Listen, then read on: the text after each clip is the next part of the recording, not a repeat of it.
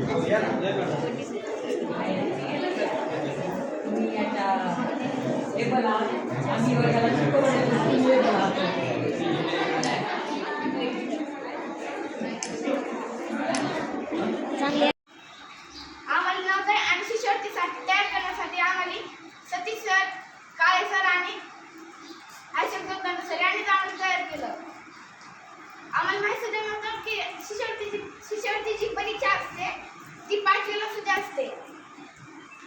आज आम्ही या ठिकाणचे पात्र आहोत ते सतीश सर, काळे सर आणि अशोक सरांसाठी त्या 3 शिक्षकांना मी धन्यवाद मानतो।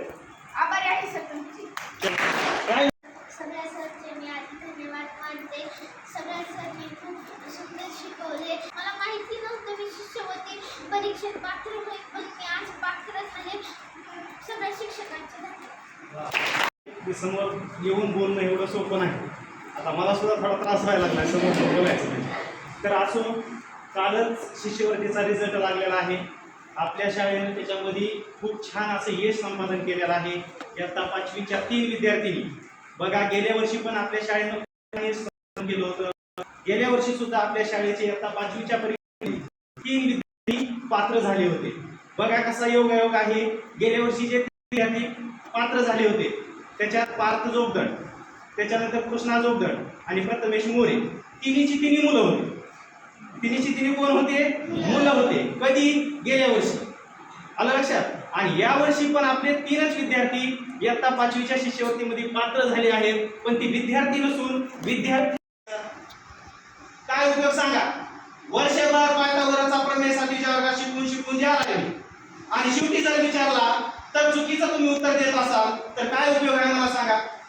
म्हणून सांगतो, किती दिलं यापेक्षा तुम्ही किती घेतलं हे महत्त्वाचं आहे। शेवटी जाताना ह्या पात्र विद्यार्थ्यांचं आणि बाकीचे जे पात्र झाले नाहीत त्या सर्व विद्यार्थ्यांचं मनापासून अभिनंदन करतो आणि थांबतो। धन्यवाद।